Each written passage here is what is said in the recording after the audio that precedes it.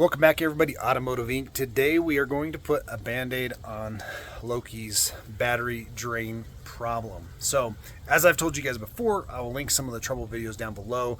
I have a parasitic draw on the truck. I know a lot of viewers have suggested maybe not carrying the key fob on me, but you know, the lights don't light up all the time, even when I'm backing out of the garage of my other car. So I know that that's not probably the issue. I know it's searching for the key all the time. But I've never had this issue with any other vehicle before with a draw like this. I usually have a dual battery setup, but the way this was ordered by the customer that didn't buy it, they didn't order the dual battery. So new battery. If you saw that video, they put a new battery in it, down to 40% within a week. And again, if you're going to be driving your truck all the time, maybe you won't ever encounter this issue or this concern.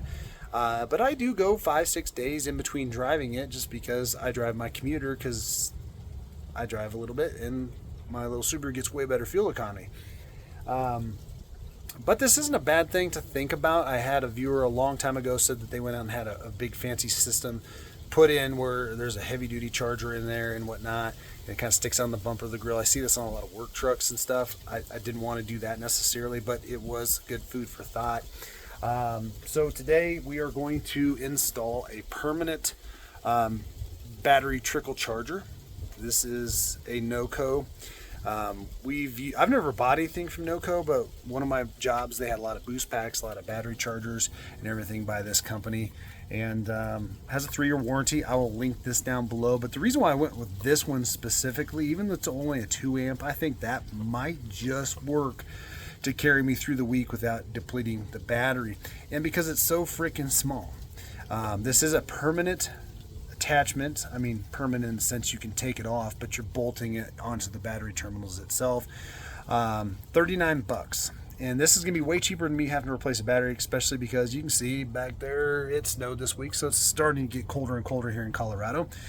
And once those batteries typically go under 50, they don't usually like to recharge after that. And after 12,000 miles and 12 months, those things are no longer covered under warranty. But I will tell you, I've already had a pickle trying to get them to replace it the 3 times that they've done it already.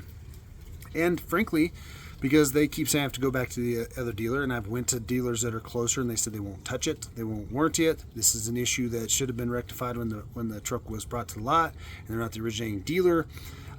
They're calling it lot rot on the battery, if you will. They're not going to cover it. So the originating dealer is about an hour and a half away, plus I have to wait for a loaner if they have one, and a lot of times they don't, and I'm out of my truck for 4 or 5 days. So I'm going to try this, and we'll see how it plays out over the next few weeks, months, or whatever. But this is going to be an install of this little $39 charger. Link will be in the description. Got this off the Zon. 3-year warranty, so you want to try and keep it out of the elements, but you can, they said you can bolt it in the elements, and then you can just use a regular extension cord. So it's going to look like it's a diesel. It's going to have a cord sticking out the bottom where I can plug it in, but you know, it's a small price to pay to keep a vehicle charged up, because I know there's a lot of people, and if you don't own a new truck and you have a farm truck or something that's just sitting around, this might not be a bad idea for any vehicle to do it in. So let's unbox this little turkey and see what it all comes with. All right, so inside the box, they box it really well. They do explain here that you get 24 inches of the AC cord and then 24 inches of lead. It already has really nice terminal mounts here. It's not a janky setup. They have an inline fuse here, so if in the event something was to happen, the fuse might blow and you could do that. Now they do guarantee that this won't overcharge and it can be mounted and put on there permanently and plugged in permanently without overloading the battery, but it keeps that battery life up. It won't overcharge it, won't do anything like that, but it does give you an inline thing. Gives you a little doodad mount here with 2 self-tapping screws and your instruction manual. It is boxed really well. I mean, geez, for $39, the box looks like it's worth at least $3. So you can see right here the power cord. We're going to find a good location on it. Again, when you get into your engine compartment, you really want to make sure that you got just nothing hollow metal behind where you're mounting. I would be reluctant to screw it to anything like this, guys, this plastic stuff, just because, you know, I don't like putting it there. So we're going to try and find another place. I like that area back there. as long as I have enough cord to get to the front of the truck, because I will feed that down through here.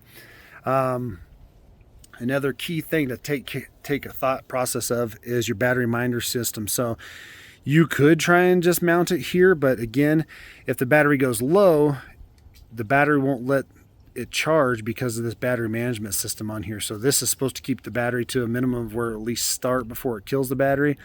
So on both of these, we're going to put this here, because it can be right here, because this is before the battery management, and then it comes down to the post. So we're going to mount the negative here, positive right back here where they already have this other little eyelet connector.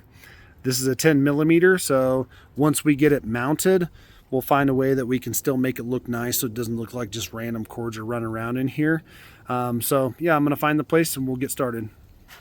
Okay, so I did decide to go ahead and mount it here. Again, it's kind of tight. If you want to take the battery out to get your drill in there, if you can do that. They are self-tapping screws, so found this on Amazon a while back. It's just a right angle,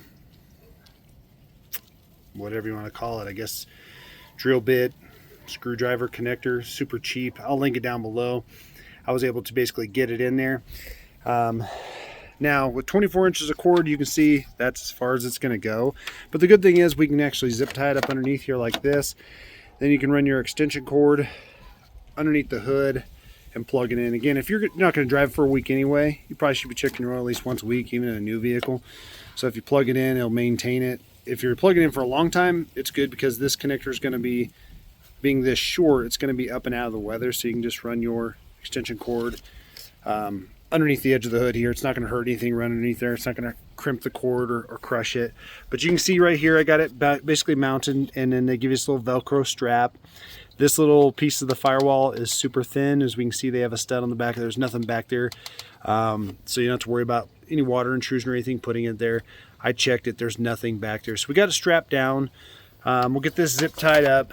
Again, you can run your wires down and zip tie them to other things to kind of clean them up. I'll run the negative around this way onto this group of wires and get it mounted here. So we'll go ahead and do that real quick, and I'll show you basically how I ran it once that's done.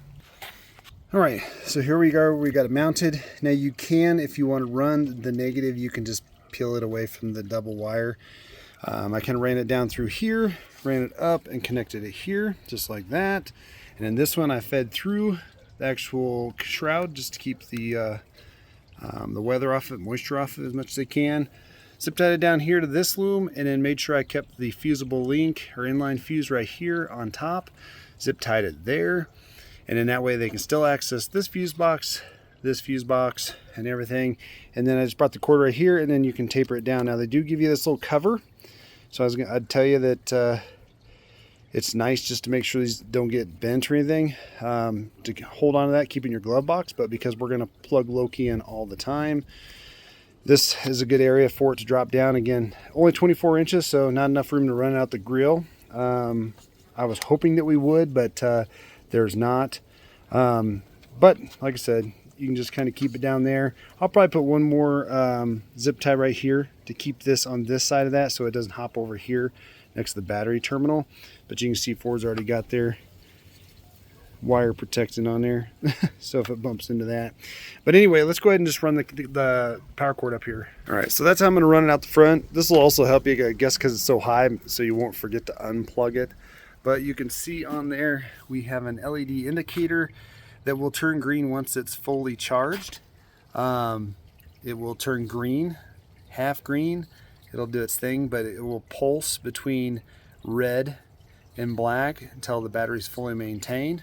So like I said, I'm gonna put one more zip tie on here just so this doesn't hop over anywhere else. Maybe a couple more zip ties are cheap, so just do that. But pretty self-explanatory. And then like I said, you can come down and shut the hood on this. There's a big enough groove right here and gap that it's not going to bother. You won't leave the hood ajar or anything like that. If you do leave it ajar, the truck will let you know that it's open before you back away. But that way you can just go ahead and latch it down. So I'm gonna keep my fingers crossed on this, that this fixes the problem that Ford won't fix, because I'm not gonna put another battery in it. This one's already going dead quite frequently. So we're just going to hope that this $40 fix, I would have spent $40 just in gas driving it back to the dealer and back. just to find out that they're not going to fix it again. But if this does fix the issue, we'll touch back later, and hopefully it will. And as always, guys, appreciate you being here. Before you leave, please give me a thumbs up on the video, notification bell so you know when I post new content. And if you're new, please smash the subscribe, help a small channel out. And as always, go to the channel, go to the search bar, type in whatever your heart desires, and there's probably a video on it. And if not, comment in this video below and I'll make a video for you. Catch you on the next one.